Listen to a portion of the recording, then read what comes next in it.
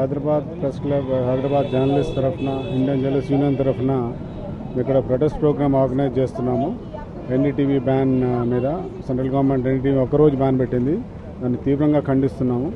ఎందుకంటే న్యూస్ను, వార్తలను మనము ఎక్కడ కాంప్రమైజ్ చేయలేము. ఒక జర్నలిస్ట్గా గవర్నమెంట్కు కొన్ని నచ్చకపోవచ్చు వార్తా ఛానళ్ళు, కానీ దాన్ని అడ్డం పెట్టుకొని వార్తలను మేము నిషేధిస్తాము, ఛానల్ నిషేధిస్తామంటే దాన్ని ఒప్పుకోము. అది ఏ జర్నలిస్ట్ కూడా ఒప్పుకోడు.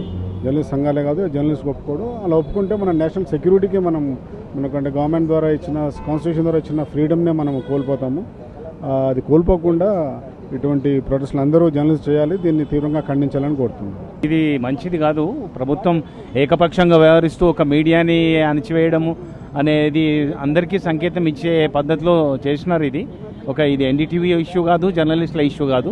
ఇది ప్రజాస్వామ్యానికే భంగకరమైంది. ఈ పరిస్థితిని అనుమతిస్తే ప్రభుత్వాలు ఇష్టాసారంగా వ్యవహరిస్తాయి. వాళ్ళని ఎవరు ప్రశ్నించొద్దని, ప్రజల వాయిస్గా మారకూడదు అని ఒక రకమైన బలమైన సంకేతం ఇచ్చే ఏకపక్ష ధోరణి తప్ప ఇంకొకటి కాదు. దీన్ని జర్నలిస్టులే కాక ప్రజాస్వామ్యవాదులు అందరూ కూడా ఖండించాల్సిన అవసరం. ఇవాళ ఎన్డీటీవీ మీద విధించిన ఈ నిషేధాన్ని Telangana state union of working journalist, అలాగే ఇండియన్ జర్నలిస్ట్ యూనియన్ తీవ్రంగా ఖండిస్తున్నది.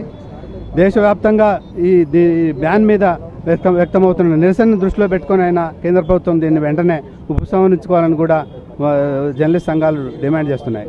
ఎన్డీటీవీ ఛానల్ మీద కేంద్ర ప్రభుత్వం విధించిన ఒకరోజు నిషేధాన్ని ఇండియన్ జర్నలిస్టుల యూనియన్ తరఫున, తెలంగాణ వర్కింగ్ జర్నలిస్ట్ యూనియన్ తరఫున, ఆంధ్రప్రదేశ్ వర్కింగ్ జర్నలిస్ట్ యూనియన్ తరఫున మేము తీవ్రంగా ఖండిస్తూ ఉన్నాం.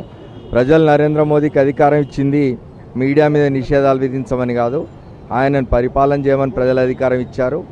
మేము సత్యాన్వేషణ చేసి వార్తలు రాస్తాం, వార్తలు చూపిస్తాం. మా పని మేము చేస్తాం, వాళ్ళ పని వాళ్ళని చేయమని చెప్పండి.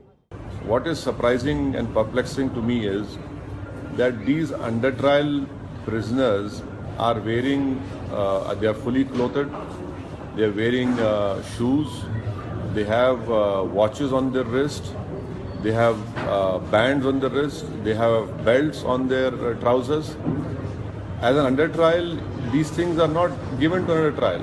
Whether it's a wristwatch or bands or shoes or belts.